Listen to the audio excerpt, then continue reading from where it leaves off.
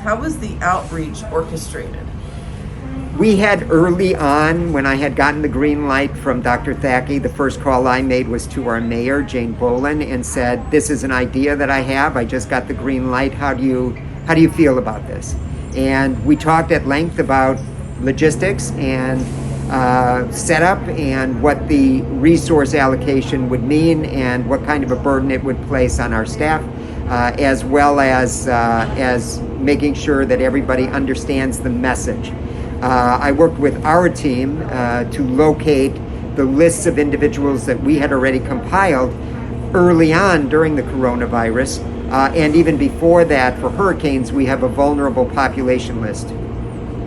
We took that as well as our buddy call system. As you know, Bruce Garrison, our volunteer outreach coordinator, had reached out early on to try to identify those primarily seniors, but also other individuals who may be disadvantaged in our community, to make sure that we were staying in constant contact with them throughout the virus situation. So we added that to the list. This week we are adding to that list individuals who are Meals on Wheels recipients who live in Oakland Park, because those are often individuals that have other challenges. We've reached out to churches and to not-for-profits. The Light of the World Clinic is always a fabulous partner with our city, and they're going to try to distribute information about this particular opportunity to patients or others that they have contact with. So we have had no problem identifying people first from that targeted group and then beyond to others that fit the 65 and older category. Okay. We already have a waiting list, in fact, Desiree, of more than 500 people. So the city staff, I'm sure, was instrumental in making this happen. What are some specific things that they did to pull this effort together so quickly? There are a lot of elements that have to come together, and what we did initially was identify who are the key players in each of the different areas. First and foremost was the medical component. This vaccine needs special handling, and as a consequence, anybody that deals with the vaccine itself needs special training. So we had to arrange first and foremost with the Department of Health so that everybody here that was touching the vaccine, giving the vaccine, transporting the vaccine would be trained before we opened this operation. And that was under the auspices of our fire rescue chief, Steve Kravanek. Second, I turned to our team at Parks.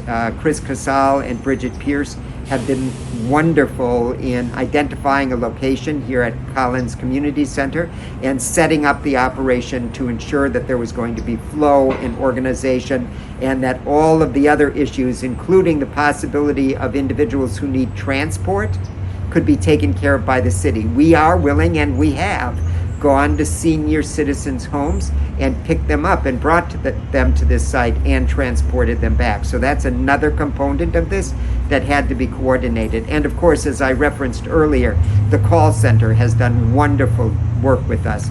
Heidi Burnett and Danielle, her assistant, and the team over there have been coordinating all the calls that are coming in, as well as the outreach calls.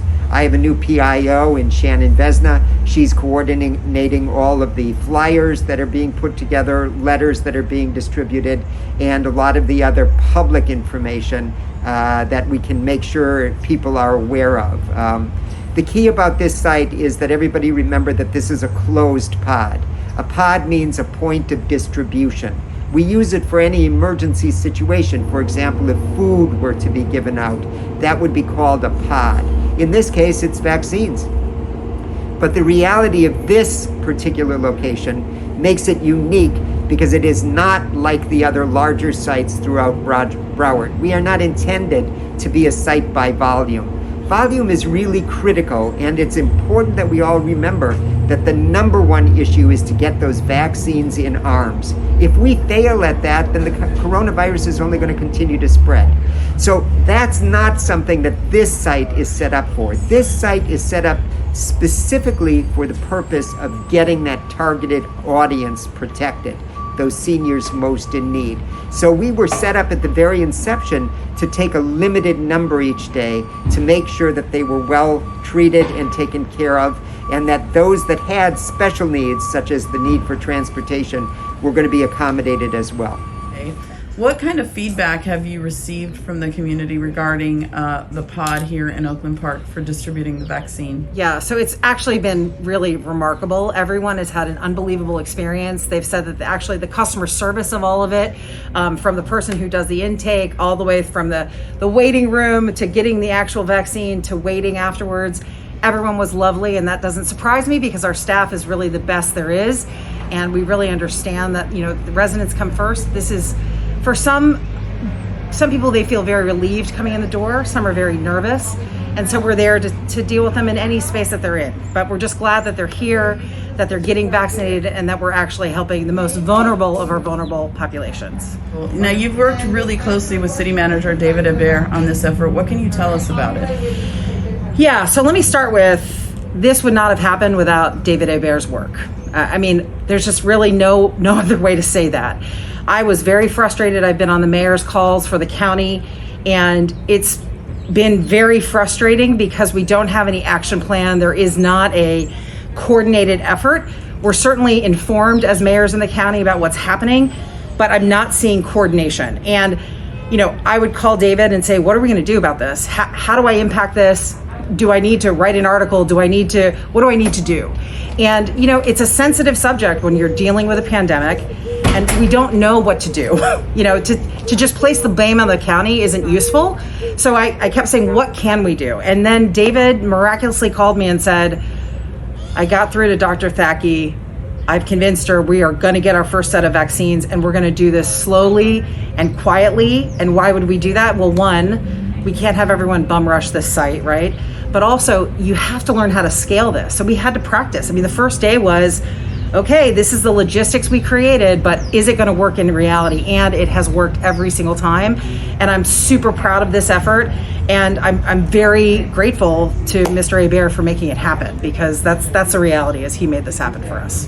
I feel like I just won jackpot. I am so excited to get it and can't wait to get the other one.